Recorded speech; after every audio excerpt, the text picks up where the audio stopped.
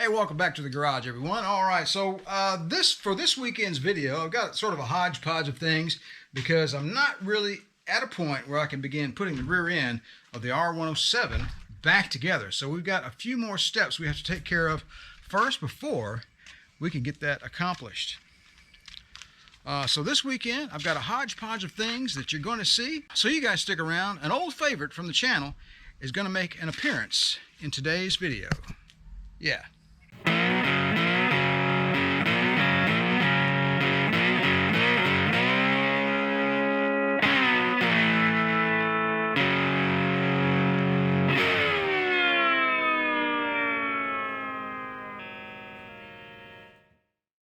Alright, quick update on the parts cleaning, never ending around this place. I've got one control arm cleaned up, Eastwood metal prepped, primed, and painted. Over here we're going to go with a little bling on the subframe mounts. Parking brake parts. These were basically a pile of rust when I pulled them off the car. They were soaked in the vinegar for, I don't know, 3 or 4 days. And then I wire wheeled them, metal prepped them, and primed them, and now I've got a top coat of gloss black going on there, only because I'm just using the El Cheapo Krylon gloss black that I had in the cabinet, and that'll be good enough for this. This thing here needs to move around quite a bit, and when I'm done, it'll get coated up and jammed up with grease anyway, so it just won't matter. And all this stuff gets shoved up into the drive shaft tunnel. So as long as it's rust-free and greased up and functional, that's all we care about. All right, having more problems with my microphone that's in the camera. Anyway, so yeah, got the control arm painted. I thought I was done. I missed a spot like that. Look at that primer underneath. Yeah, well, anyway, no big deal. We're gonna go with some new bushings. Yes, they're Euro branded parts. No, I'm not gonna pay $1 gazillion for the, you know, they're pricey. Oh my goodness. And these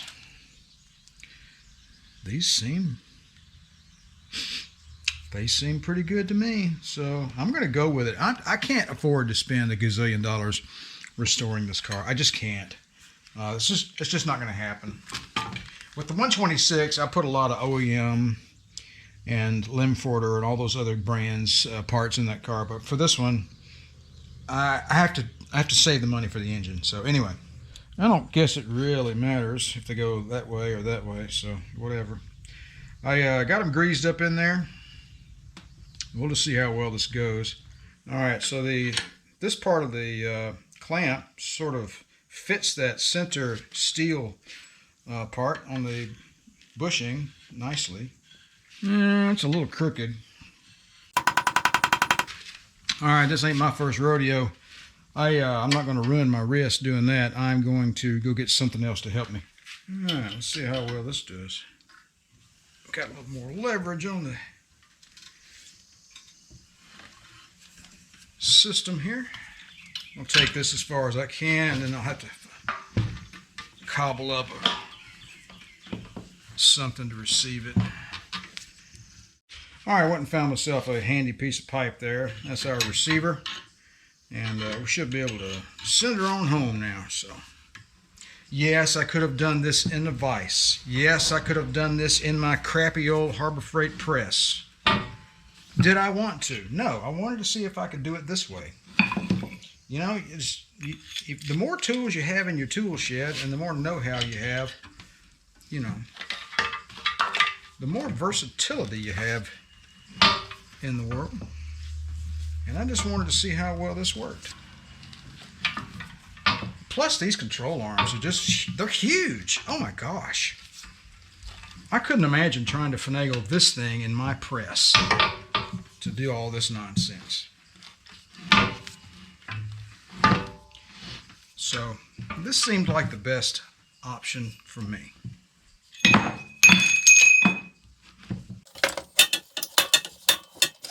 There we go, one control arm bushing installed. Yeah, I got a little gap right there. I probably need to press on it just a little more to fully seat it, but I'll do that off camera. Anyway, I'm going to fully seat that, and then I'll do the other one. All right, I've got the other one in there. So yeah, All right, got one control arm, bushings, all done. So how about that? The bearings and all that stuff, we're going to do that on the car because the amount of force required to tighten that, you just can't do it on a bench or in a vise or something. It has to be on the car, readily held by the vehicle in order to do that properly. So anyway, we'll wait until we get it on the car before we do the bearings. All right, let's move on. Okay, I opted to change my mind once again and chose not to go downtown and have this soda blasted because, well, it costs money and I'm trying to save money. And besides that, it's not that bad. So I just spent about an hour and a half with a wire wheel and the die grinder and various attachments and got a lot of the rust off. What I'm going to do the rest of it is use the Eastwood metal prep, and I'm going to soak this side with the metal prep for about 15 minutes. I'm going to flip it over and do the other side, then I'll rinse it off and dry it off and it'll be nice and coated. Then we'll prime it up and we'll paint it black and call it done because, well, it's a good piece. It's not degraded in any way. It's just got a little surface rust on it and I'm just not going to go overboard with it. So trying to reel in the timeline, trying to get this rear end back together on this R107 before the end of March. All right, there we go. We got the subframe in the shop drying. I've got, I think probably a couple of coats of primer and 2 or 3 coats of high gloss on there. So yeah, so it turned out really, really nice.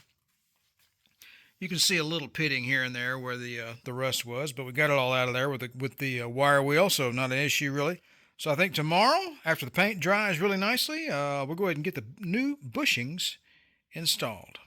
All right, we're putting the bushings back in the rear subframe. Pretty easy, really.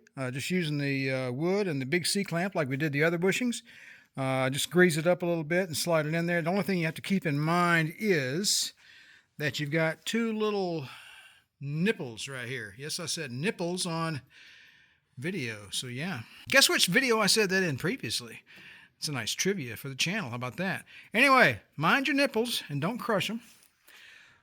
So basically what that means is you got this flat part here. Flat part lines up with the nipples. And that flat lines up with that flat. So you can't really go wrong there. Not a huge deal. Going to put the other one in next. And then we'll move on. In the rear end, I decided to, I opted to keep things easy. And decided to try Duplicolor Rust Barrier. And I put the rust barrier up into the drive shaft tunnel. You can see where the white haze of the earlier rust treatment sort of peeked through this mild rubberized coating from Duplicolor. So we'll see how well it does. I think what I'm going to do is come over the top of this with some standard undercoating. And we're going to call the drive shaft tunnel done. And hit the other underside as well. And back here, I covered up all the bare spots where I ground out the rust underneath with that same product. And I got the wire wheel after this muffler hanger. Worked on that for a good long while and gave it the same treatment as well.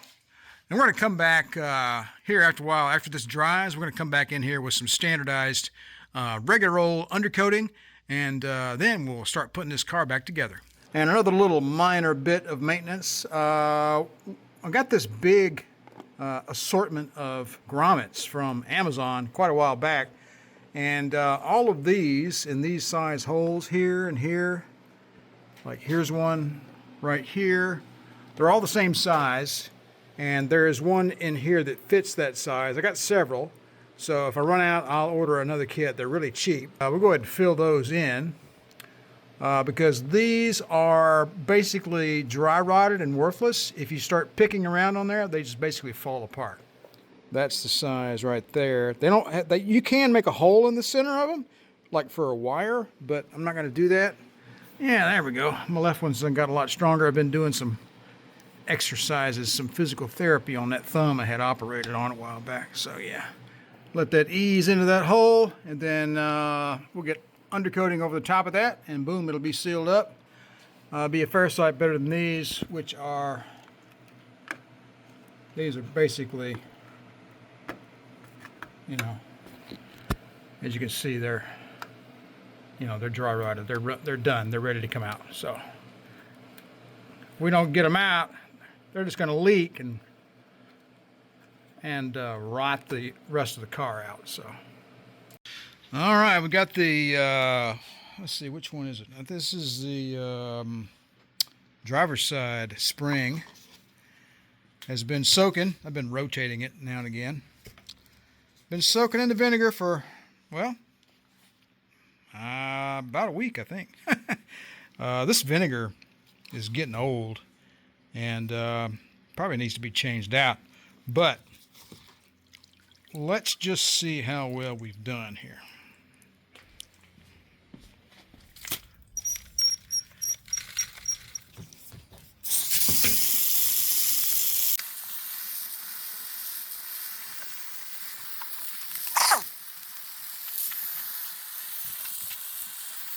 All right, you see this right here?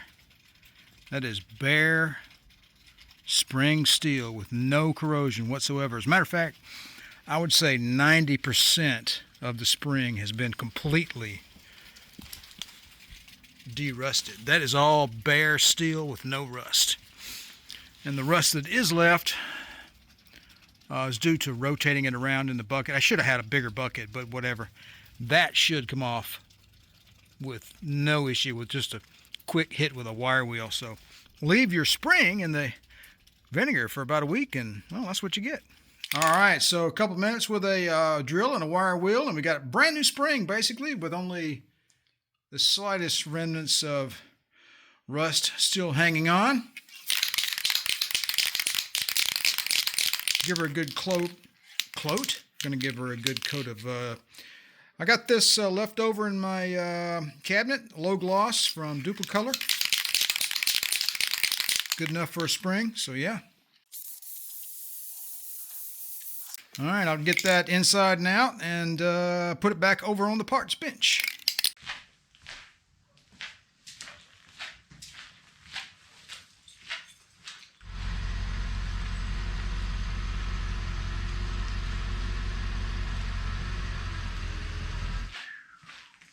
Guess who's home?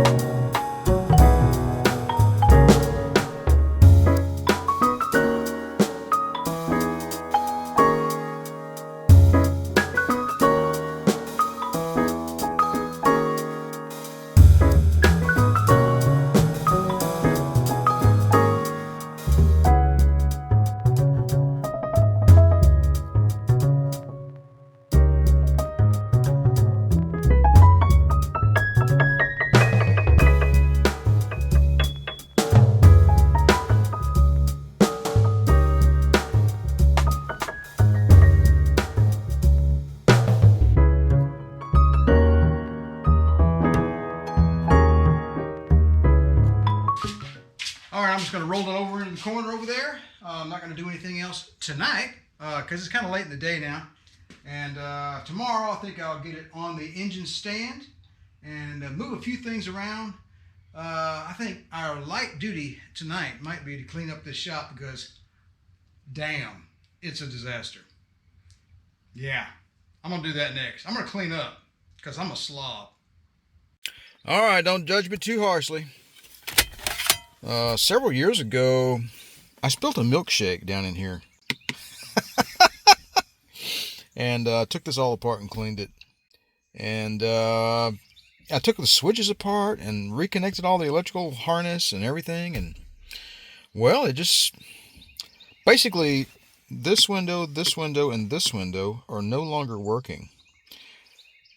That's the only one that works. And that's behind me on the driver's side. And that's unacceptable. This works. That's the mirror on the passenger side. The fader for the radio works. I haven't actually tried this button here. I think that's the lockout for the rear windows. Anyway, so got to take this off And you know, yes, the car is dirty. You know, I told you guys on several occasions that this is a daily driver, and I mean that with all honesty. And it's been quite some time since I took all this stuff apart. Now I'm just kind of going off memory. I'm just like, well, I see some screws. Let's take those out. Let's see. There we go. Just yank it out. Yeah. I think I got to get back in there and disconnect the wire behind that next. So let me fight that for a moment. All right, before you do this, you know, disconnect your battery, and that's already been done. So yeah. And gently, you know, go yanking these connectors off of here like a gorilla. You know, just ease into it. Be nice to the old car. You know, a little twisting action, prying action with a screwdriver goes a long way to keep from, you know, breaking stuff. Let's see, there's one more there. Alright, the other one is just a bulb, so it just, you know, it just slips out from up in there. Not a huge deal. We'll set that aside. Alright, that sort of comes, this basically you want to pry underneath here, kind of loosen this thing up, right? And then you pull this up and it, you know, it gives it that, right? So that's how you kind of loosen it all. Just be gentle with it. No reason to be ham-fisted and, you know, go in here and yanking things around and tearing things up. Alright, I'm going to need two hands for that. Let me finagle this up here and kind of coax these wires to, you know, come up out of their position. Got to figure out what's disconnected in here, because clearly I don't have three windows that are bad. That's stupid. It's got to be the connector down in here somewhere. Alright, with just a small screwdriver, you can just simply slip it in there and pull those downward. Very simple indeed. So far what I'm seeing is that all the connectors seem to be fastened really well. So I'm hoping it's the switches, and hopefully I don't have a, you know, a rodent problem with a mouse, you know, eating wires. So yeah, JB Weld for the win. That was a product of the previous ham-fisted mechanic before I owned this car. All that stuff down in there was broken, and I had to reinforce it with some steel. That's a piece of steel JB welded to hold everything together. So that's very prevalent in this car. The previous mechanic was not the most elegant person, I think. Okay, I've been sitting here doing impedance checks from these switches. This is the only window that works, which is the left rear. And in each case, I did an impedance check. Pin 3 is power, if you can go by the colors, which, you know, red and white wire, I assume is power. Anyway, if you check impedance from here to here and here to there, there is continuity, okay? And when you flip the switch on the other side, so if you flip the switch and you're checking continuity here, you'll see it go into, you know, overload. It'll switch. The continuity is broken. And then if you put your meter here and flip the switch the other way, the continuity is broken the other way. Anyway, I'm not going to pretend I know how these Mercedes switches are functioning. I'm just looking for consistencies, right? This one over here, I checked them all, and they're all the same, except for this one. This one right here, you check continuity from across these two pins here, pins 2 and 3. You check continuity between these two pins on this switch in the right rear. It is a continual overload, as you can see. And by example, actually, that's interesting. The meter just changed. I'm moving the pins. I'm kind of squeezing the pins. There's something funky going on. Like over here, right? See that? See that one? Disregard the fact that the meter is not calibrated well. It's the cheapest one I found at O'Reilly. Yes, I have a better one. I just didn't feel like getting it out of the cabinet. All right, point 1. Practically zero. It's fine. Right, here's another example over here. Right, so that one's the same. And then on this switch, That's the same, right? So when you flip the switch on the other side, that, you know, it goes into overload on each direction. But this one here, across these two pins, until just now, it was giving me maximum or overload, basically. But now that I'm fiddling with it, it seems to have saying, hey, I've got continuity now, which tells me there's something going on down in there. Some kind of, I'm going to deep dive into that switch next, I think. All right, I got this switch pulled apart. Been looking at the schematic as well. And this one rear switch has a really high impedance going one direction on this. I don't know if that's causing all my problems, but it is a problem, and we're going to eliminate things one at a time, I guess. So we're going to use the modern technology here, zoom in with the phone, and this side here, this gnarly looking side, is the problematic one. That's the one with the high impedance and hit or miss connectivity, and I think you can see it's been getting hot. There's been doing some arcing there. I'm not sure why that is the case. I guess I'm going to pull that out of there and clean it up and just make sure I can get the switch working properly, and then maybe just put the whole thing back together and see what happens. Let's try that. So I'm going to slip that out of there and give it some Scotch-Brite and just clean it up real good. All right, those ball bearings that I pulled out of that switch, they didn't look really that great. Can't tell if the chrome plating is coming off of them, but it looked a little corroded. So yeah, I'm going to throw them in the tumbler for about 15 minutes and see how well we do. All right, I got everything cleaned up down in there. Got the balls out of the tumbler. Let me put the switch back together and check the impedance on it and see how well it works. All right, I think I'm going to call it. I got everything back together and tested it and everything. I still had a high impedance right here. The switch worked better, but I still had a high impedance right here on this pin here. That's when I marked it, because that's the bad one. So there's something between right there where that pin is embedded into that board down in there.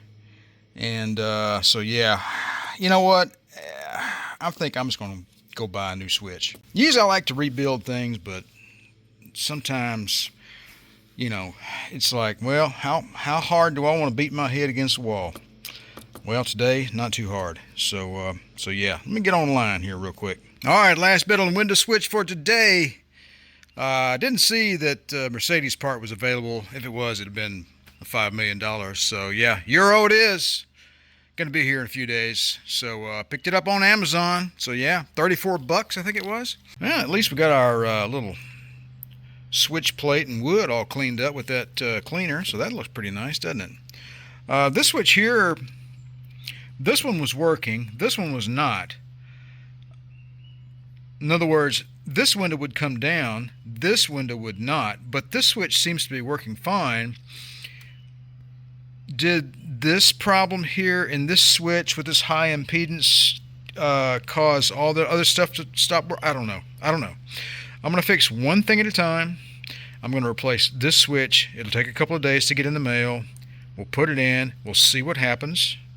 If it doesn't fix it, we'll move on to something else. All right, while we're on the track of fixing stupid crap, we'll talk about that in a moment.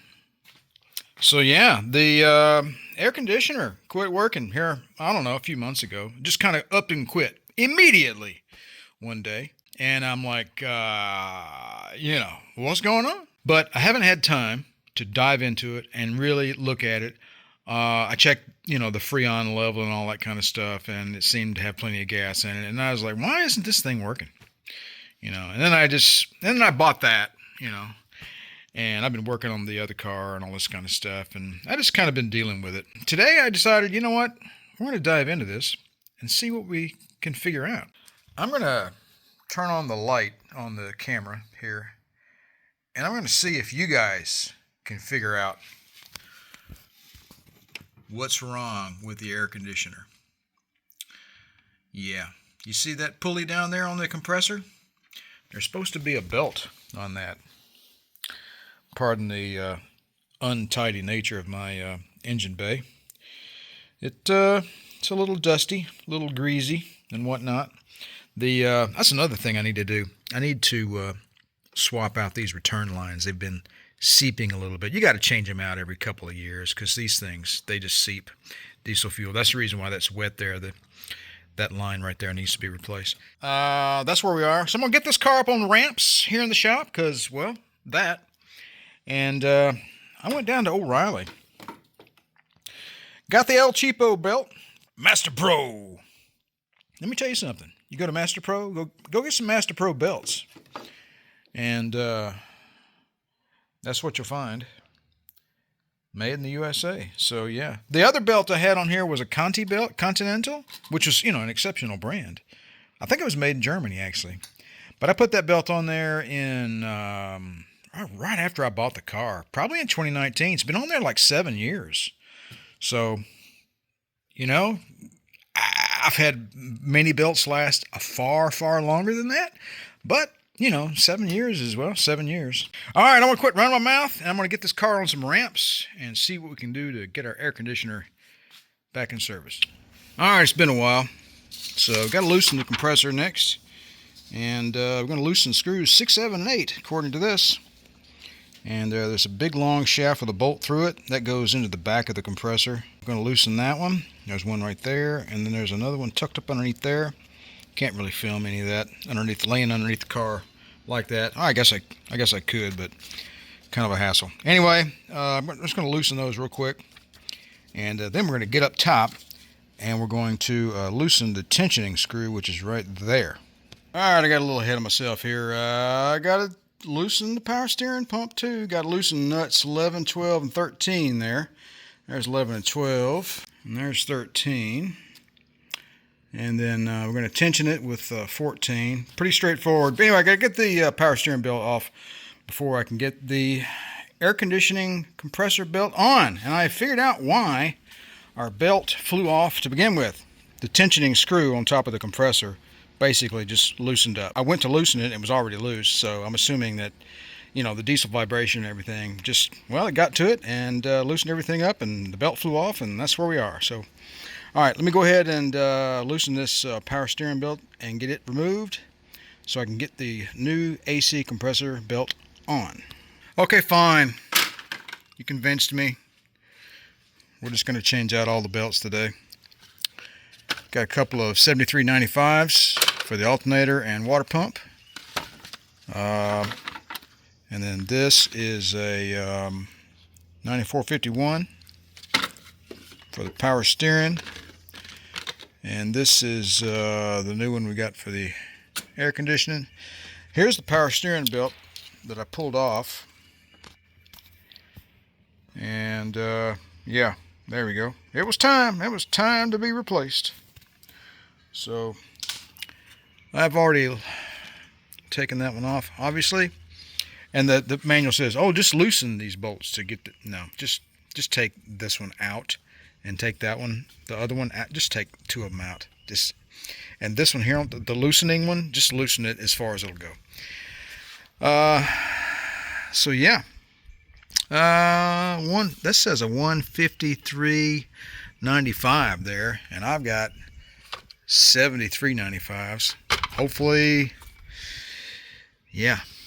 Hopefully that's right. That's what O'Reilly said it was the right belt. So we're gonna find out. Anyway, let me go ahead and loosen up the alternator and get those off of there. Yeah, I guess V-belts don't last as long as they used to. That's the first one off of the alternator and water pump. Wow, I'm glad we had two. I'm just being, openly honest with you guys to show you what, V-belts look like when they go really bad. So yeah, and shame on me for not checking them more often than I should have and concentrating on lots of other things. Wow. All right, let me get the other one off of there. It's always something with old cars. Yeah. Yeah. Yes, sir, Bob. You see that crack in the alternator bracket? We got to fix that. All right, there we go. Not beautiful. Perfectly honest repair, however. Yeah, these are pretty gnarly.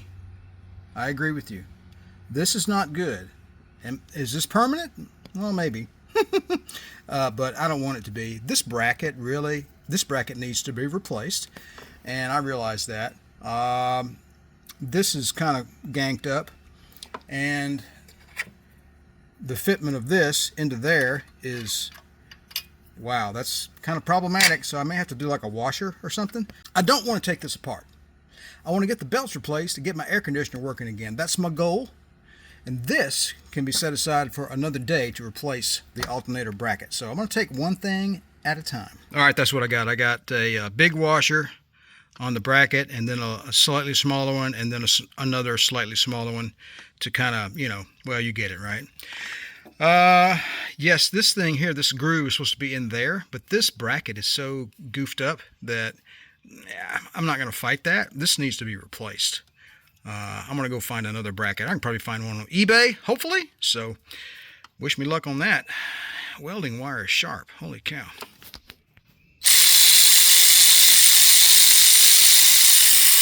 All right. I think it's safe to say that I miss my lift. So, yeah. Got all my instructions out, and, you know, had to revisit how to do belts on this car. And we got her done. Got everything tightened back up. I jury rigged this for now with some washers on the alternator thing. So, it is what it is. I'm not going to fix that here this weekend. My goal was to get the air conditioner working again. And we got the belts back on.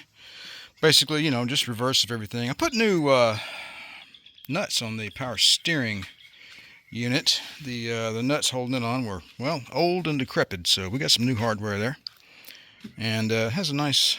That's the only thing in my engine bay that has a nice yellow coating. Well, I take that back. The air conditioning pipes that the previous owner had done years ago, they converted it to 134. So anyway, well, only thing left to do now is crank her up. I reconnected the battery. So yeah, let's try that.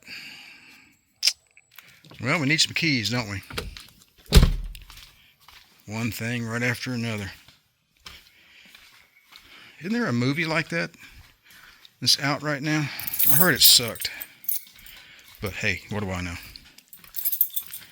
Okay, only thing we're hoping for right now, turn everything off, is basically everything cranking and turning without making any noises. So.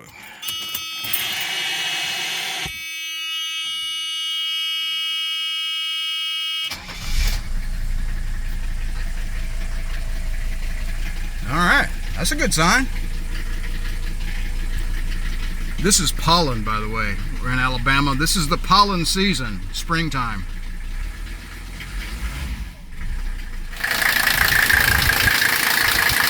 Alright, all the pulleys are doing the pulley thing.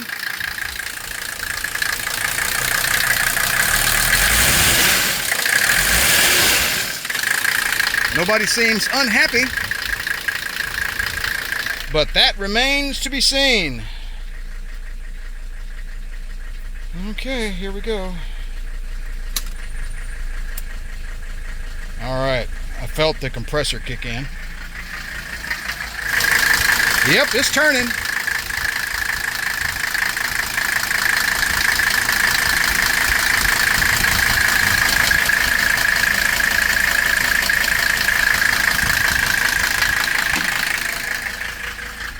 Now, whether or not I have gas in the system still is debatable, but we're going to find out.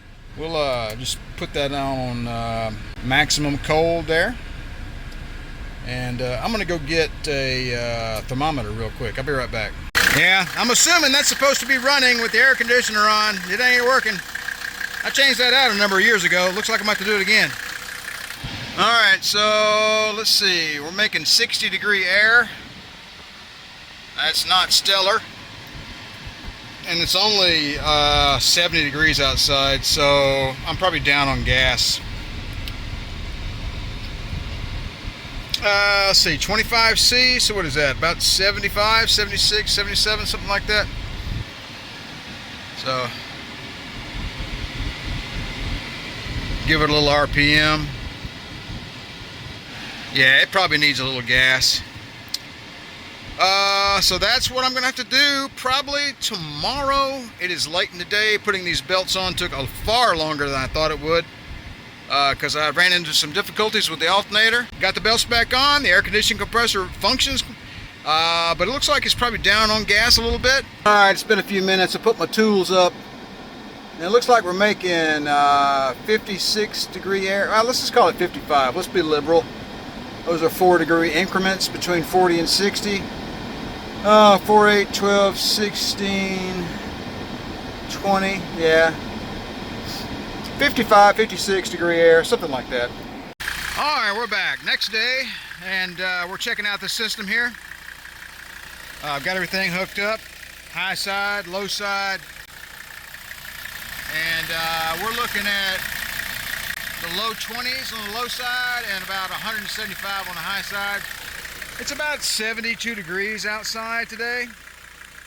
72, 73 right in here. And the temperature you want to pay close attention to is the temperature that's in front of the condenser.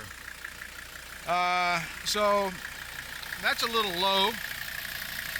That should be up, I don't want to run it past 30, but up closer to 30 for the low side pressure would be ideal. But I'm out of gas, so I'm going to go to the parts house and get a can. I think I just need one can, and not even that. It's probably just a half a can low, maybe, who knows. Also, I used a vacuum pump, so when you want to hook up these gauges, this is what I do. Make sure all your valves are closed. That one's closed. It's got a knob on it. Put it to the closed. Close that one. Close that one. Close that one. All right, you hook everything up, and then you connect your yellow hose to a vacuum pump. Okay, turn on the vacuum source. So you got a vacuum here on the yellow hose. Now, keeping in mind you keep these closed. I want to evacuate all the air out of this pipe and this pipe. So now I open these two, and you'll see on the meter a vacuum draw in. You know you've gotten all the air out of these, right? Because if you just start this thing up and start measuring, that air that's in these pipes is going to get mixed into your AC system. So suck the air out of these pipes first. So once you get the air sucked out, you close these valves down, close them off, disconnect your vacuum source, and then with these closed, they don't need to be open to read the pressure. These remain closed to read the pressure. Then you start up your air conditioning system and you open these valves here, and then you can read the pressure of your internal system, of your AC system in your car without introduction of any air into the system. Yeah, just sitting out here in the sunshine. We're making about 58, 59 degrees here.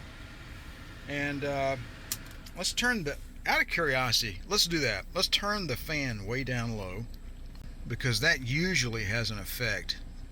Seems to be going down a little further.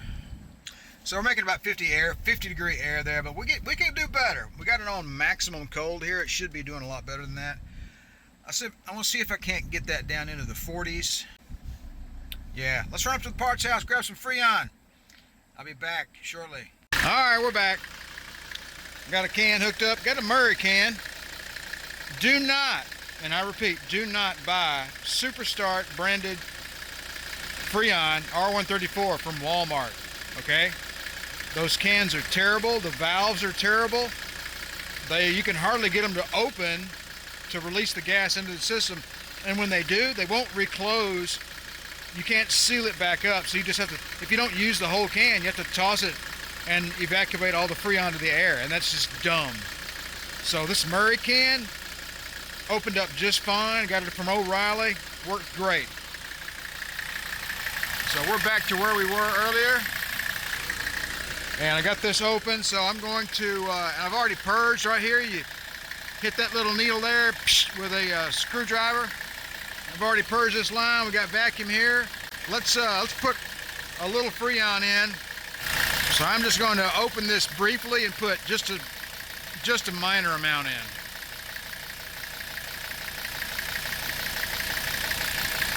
All right. You can see where we started putting gas in. And I can already tell it started to pull some out of there. So you can see where our pressure went to 28 and about 210, 220, about 210, something like that. That's a good bit better. So we're going to let it sit like that for a little bit. Give the engine some RPM. Let that fan pull some air across that condenser.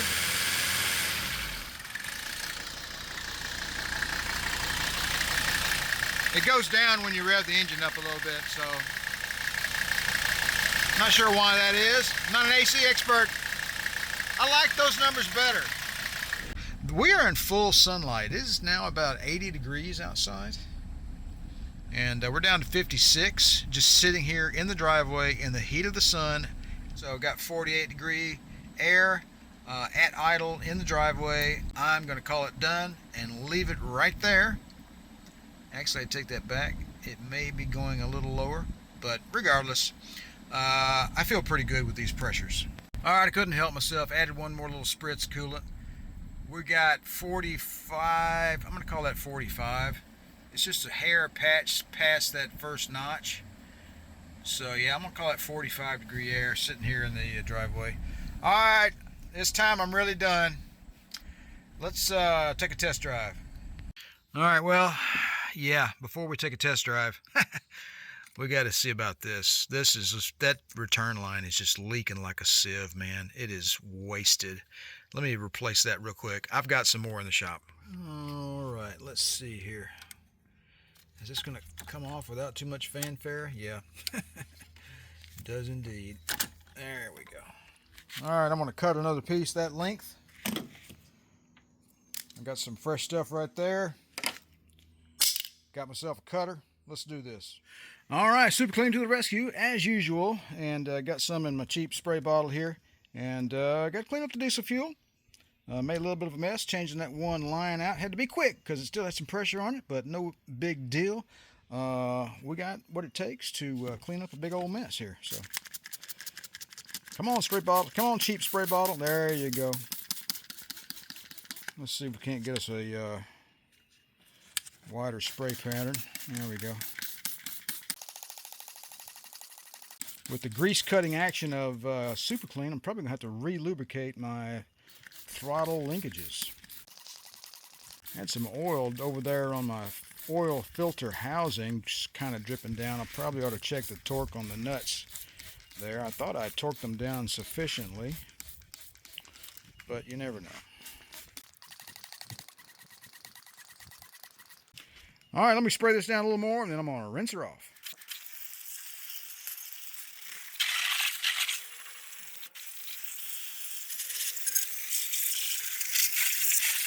All right, just a quick clean there, quick rinse off with a Super Clean. And the only thing you have to keep in mind is when you use a base type cleaner like a degreaser, any kind of degreaser has a base chemical in it. So on bare aluminum, it's going to make a little bit of a white haze. So there's no way around that, not really. Only way to keep these from looking fresh is to strip it down, polish it, and then probably just replate it. Not going to happen. Or paint it, and I haven't done that. Once I get around to changing that valve cover gasket, I'll probably repaint this cover. But anyway, I got our diesel fuel spill all tidied up down there, nice and dry down in there now.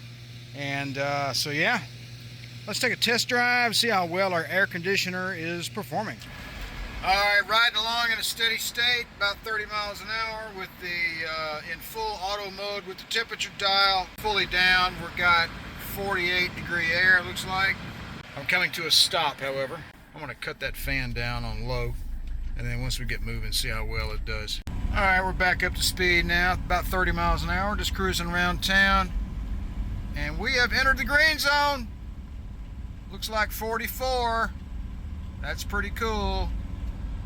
So in all fairness, I really have no idea how much refrigerant is in this car. When I bought it, it was already converted to R134 and already charged. So really, I have no idea what the mix is. I have no idea what the mix of oil is. All those things. I would imagine if we were to completely evacuate it, maybe put another dryer in it, and then precisely measure the refrigerant and oil the way we did for the Cadillac, I would imagine our performance might be a fair bit better. Right now though, I'm going to take it. I'm comfortable. How about you? And in all fairness, the auxiliary electric fan is completely non-functional during all of this, okay? So that's got to be replaced. Obviously that aids in the efficiency of the system and helps maintain a slightly lower temperature at the vent. So yeah, I'm gonna get a fan on order pretty soon, but not for this video. That'll be covered at a later date. All right, we'll leave you with this. I was noticing during editing of the video that the car was, well, basically nasty beyond belief. I felt so embarrassed by it that I decided to get in here and do a little something about it today. And so yeah, went ahead and get everything cleaned up. I still don't have this in place because I'm waiting on the switch to come in the mail, but at least we got all the dust and the pollen and everything out of the car. So the sun is directly overhead, a little bit of a shadow in here this morning, but yeah, looks a lot nicer indeed. So it's amazing what a little bit of Chemical Guy's interior cleaner and some Mother's protectant can do for your classic Mercedes. Quick interlude number 42. I was doing some work up in the Midwest, Southern Virginia, the Carolinas, traveling around quite a bit over the last few months. I noticed a piece of decoration that a lot of folks had on their barns and their farmhouses and whatnot out in the country, and looked it up, and lo and behold, they are known as barn stars, and you can see it got a little welding left to do on mine. You can buy these on Amazon for less than $100, but hey, why would you want your barn star, you know, made in China? No, we're not going to have that. So went downtown Birmingham to the metal factory and picked up some 16 gauge sheet steel, and figured out how to make a 5-pointed star. You got to have 5 rhombus. Say that 5 times real quick. Rhombus. R-O-H-M-B-U-S. Anyway, it's a diamond shape, right? But one side of the diamond shape is fatter than the other. Basically, what you got to have is a diamond shape with 36-degree angle here, a 72-degree angle here. When I say that angle, I mean this angle between this and this, right? So that's 72, 36. And the angle from this horizontal line, it goes from these 2 points here, that angle from there to there is 54 degrees. So you take that into account, draw yourself a template, cut it out of sheet metal. And then, if you have a metal brake, which I don't, I used to, but anyway. So what I did was I cut it along the center, just deeply enough to where I could bend this metal. And you bend it like that, and that makes it dimensional. Now the key to this is making all of these the same height and making them line up. And boy, howdy, is that ever a hard job. So I've been scratching my head on this for quite some time, trying to make it work properly. But I finally got it to a point where I was happy enough with it. I could say, okay, fine, I'm going to hang it on the shop. The key sticking point for me was that this horizontal line, the top of this point and the top of that point, needed to be at the same level and needed to be horizontal. Otherwise, it just looks idiotic. And the cool thing about this is I'm not going to paint it one color. I'm going to paint it, how about that, red, white, and blue. And furthermore, on the old Amazon, I did pick up some stencils, some star stencils. So one corner of the star, I think probably this section here, like that. Anyway, it'll get blue background, and it'll get these stars on it like that, and white. And of course, we'll do the remainder, white and red. So yeah. All right, just a little interlude, a little side project. I'm kind of taking a break from Heidi Klum today because, well, she's been kicking my ass. So yeah, I decided to get this little project finally done so I can move on. All right, I got sidetracked with a honeydew list today. Had to paint the guest bedroom, so yeah. You just never know what's going to come up around here. So here I am, back at the Barn Star this evening. We're going to go with Rust-Oleum American Accents Gloss deep blue. This part from here to there, that part of the star will be blue. And then we'll do, I guess, red, white, red, white, red, white, all the way around. And then put stars up there. It'll be, pretty simple. But no, I didn't tape it off here. There's, no sense in that, really. Little overspray is fine. I'll tape it off later when I do the other colors, so whatever. But this is the very first little dust coat of deep blue. And that's a pretty color. I like that. All right, time now to start the decorations. Yeah. So we got the blue done, and I had a can of this Rust-Oleum white, but yeah, I got a little too aggressive with opening the cap and, well, broke the valve.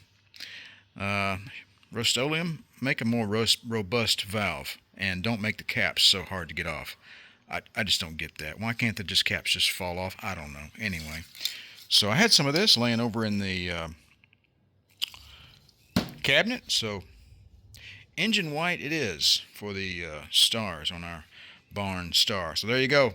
Got first 3 stars done. Got myself some stencils there. Gonna put stars all along this edge, and that one down there. So yeah. Okay, another little quick update on the rear of the R107. So I opted for a product that was called Duplicolor Truck Bed Repair or something. Anyway, it's meant to go on a truck bed. And I'll have to say, the product is really nice. It's not an undercoating per se, but it's like a repair for a truck bed liner. And I went with it because, well, it was in my cabinet over there. So that's why I went with it. I didn't want to buy anything else. So de-rusted the underside of this thing best I could. Holy cow. I tell you what, looks fantastic underneath here. But this is about as far as I can go on the R107 this weekend. Because, well, I'll show you. That right there is my next step. I got to send those axles off for rebooting. Yes, I could do it here. Yes, I could recrimp the cans with a hammer and a punch like I did the 126 Mercedes a few years ago, and then ensue the wrath of the internet upon me if I video it. But anyway, so what I'm going to do is send these off to a rebuilder over in Atlanta, Georgia.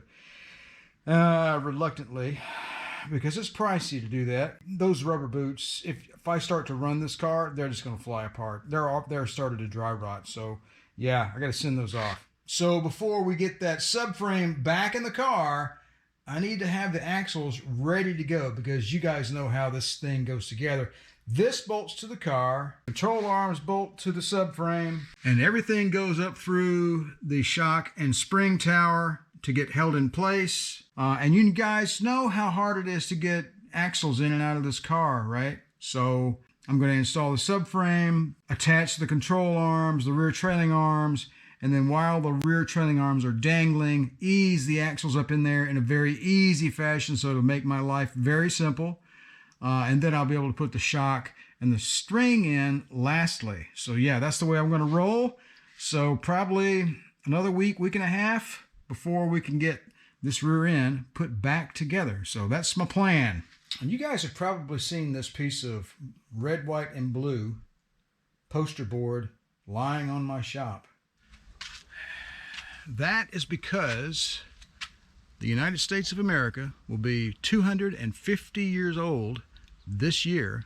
So to commemorate this occasion, I've decided to put a little decoration on the side of my shop. A nice little barn star done up with the stars and stripes of Old Glory. All right, we got the engine back, and it's going to sit here for a little while and wrapped up in the plastic to keep the dust out of it. So I'm not going to take this off. It's just a short block. Got new rings and new bearings. Everything's back in its spec. The cylinder bores were fine. I think they just touched them up a little bit, and it's a great engine.